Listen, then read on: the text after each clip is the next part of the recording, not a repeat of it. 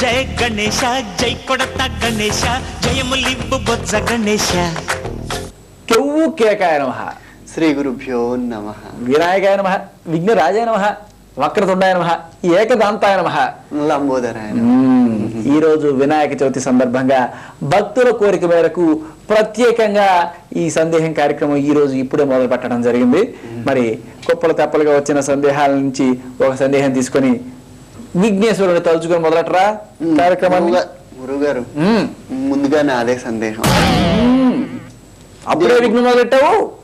విఘ్నమే ఉంది గురుగారు, సందేహం తీర్చడానికే మీరున్నారు కదా. సరే సందేహం కూడా సందేహం మీదే. సందేహం మీదే సందేహం వచ్చిందా? అంటే ఇన్ని సందేహాలు వస్తే తీరుస్తారు, ఇలా వస్తే తీరుస్తారు, చూడు నాయనా, ఇప్పుడు సూర్యుడు ఉన్నాడు చూసావు, సూర్యుడికి దేహం ఉంటుంది చూసావా, దేహం సూర్యుడి బాడీ, దాన్ని మనం సందేహం అంటాం. తీరిందా నీ సందేహం? అది కాదు గురుగారు, నేను ఇంకా అడగలేదు. మరి సందేహం మీద సందేహం అన్నావు కదా. అదే గురుగారు, అంటే మాకు వచ్చిన సందేహాలన్నీ మీరు తీరుస్తూ ఉంటారు కదా, మరి మీకు సందేహాలు వస్తే ఎవరు తీరుస్తారు? సర్వజ్ఞునికి సందేహాలు ఏమిటిరా? కాకపోతే నేను నీ వయసులో ఉన్నప్పుడు, నా చిన్ననాటి వయసులో మరి మేము అత్యంత భక్తి ప్రపత్తులతోటి ఏకాగ్రతతోటి మరి భగవంతుడిని ధ్యానించి మరి ఆది గురువుని ప్రసన్నం చేసుకున్నాం. మేము ఆది గురువే అందరికీ గురువు, మా అందరికీ ఆయనే గురువు, మా అందరికీ చదువు నేర్పించిన గురువు. ఎవరు గురుగారు? ఇంకెవరు? ఎవరు? మన విఘ్నేశ్వర స్వామి, మన వినాయకుడు, బొజ్జ గణపయ్య. ఆయనతో మీరు రాశారా? మరే అప్పట్లో వ్యాసుడు వాళ్ళందరూ కూడా సమకాలీకులు అనమాట. వాళ్ళందరూ కూడా రాస్తూ ఉండేవాళ్ళు, వాళ్ళందరూ కూడా అలా వెళ్ళిపోయారు, నేను మాత్రం ఇలా మిగిలిపోయాను అనమాట. నేను చాలా అదృష్టంగా ఫీల్ అవుతున్నాను, మీరు నా కోసమే మిగిలినట్టున్నారు. గురుగారు, మరి నాకును ఆయనను ఒకసారి చూపించరు? మీ తరం వాళ్ళకి ఏకాగ్రత ఎక్కడ ఏడ్చిందిరా? నాకు ఉన్నది, నేను ప్రయత్నించేదా. అయితే నువ్వు నిరూపించుకో, నీకు విఘ్నేశ్వర స్వామి ప్రత్యక్షం చేయించను.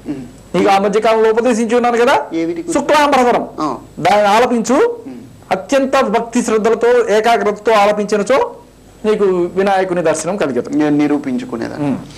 శుక్లాంబరధరం విష్ణుం శశివర్ణం చతుర్భుజం ప్రసన్నవదనం ధ్యాయే సర్వ విఘ్నో ప్రశాంతహే.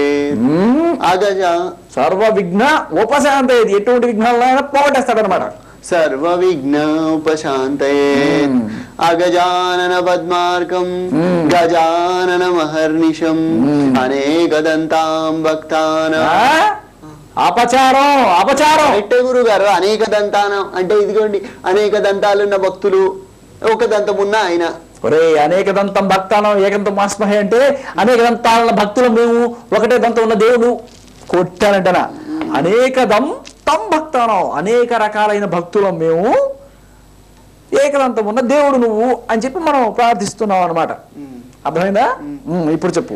అనేకదంతం భక్తానాం అనేకదం త్వం భక్తానాం ఏకదంతం ఉపాస్మహే. గురుగారు రాలేదు. గట్టిగా కళ్ళు మూసుకో. మూసుకున్నాను. గురుగారు, ఆహా స్వామి వచ్చేసావా స్వామి, మా మొర ఆలకించావా స్వామి. మా గురువు గారికి గురుగారు, నేను శిష్యుణ్ణి, అంటే సూపర్ జూనియర్ అంతే కదా గురుగారు. ఎలా ఉంటారు గురుగారు? బాగున్నారా గురుగారు? దాన్ని రానివరా పాపం, ఆయనతో పాటు వచ్చింది. మీ వాహనం ఇక్కడ ఉన్నది గురుగారు. స్వామి ఇది ఎక్కడ కింద పెట్టదనా? పెట్టారు. ఏమిటో ఈయన కూడా కంప్యూటర్ యుగానికి వచ్చేసి ఉన్నారు. అదేమిటి గురుగారు వాహనము? ఎలకరా, ఎలకంటే మౌస్ కదా, ఇది కంప్యూటర్ యుగం కదా. ఇలా అప్డేటెడ్ గా ఉంటున్నారు స్వామి మీరు. అదేమిటి స్వామి మాట్లాడరా? మౌనవ్రతమా? మాట్లాడతారా అప్పుడేనా? అంటే క్షమించు స్వామి. కైలాసంలో పార్వతీదేవి, ఈశ్వరుడు అందరూ క్షేమంగానే ఉన్నారా? తమ్ముడు కుమారస్వామి బాగున్నాడా? అమ్మయ్యా, ఆహా. ఇకపోతే మా భక్తులందరూ కూడా కుప్పలు తెప్పలుగా ఎన్నో సందేహాలు రాస్తున్నారు. మీరు నాకు నేర్పించిన విద్యతో అందరికీ కూడా ఏదో కొద్ది గొప్ప సేవ చేస్తున్నాను అనమాట. మరి ఆయన గిరీశం గురువు గారు, ఈరోజు మొట్టమొదటి సందేహం ఎవరో చూద్దామా? దుర్గా రాస్తోంది గురువు గారు. ఏమిటంటే, మరి ప్రతి ఏ కార్యక్రమం మొదలు పెట్టాలన్నా ముందుగా విఘ్నేశ్వరుడికి పూజ చేసి తర్వాతే మొదలు పెడతారు కదా స్వామి వారికి. మరి అంటే ఆ కార్యక్రమం చాలా దిగ్విజయంగా పూర్తవుతుందనే ఉద్దేశంతో చేస్తారు కదా. మరి కార్యక్రమం పూర్తయిన తర్వాత ఆయనను ఎందుకు పూజించరు? అవును కదా, ఇప్పుడు అవసరం ఉన్నప్పుడు మామూలు సందేహాలు అయితే నేనే తీరుస్తాను. స్వామివారి మీద వచ్చిన సందేహం స్వామివారే తీర్చుకుంటారు.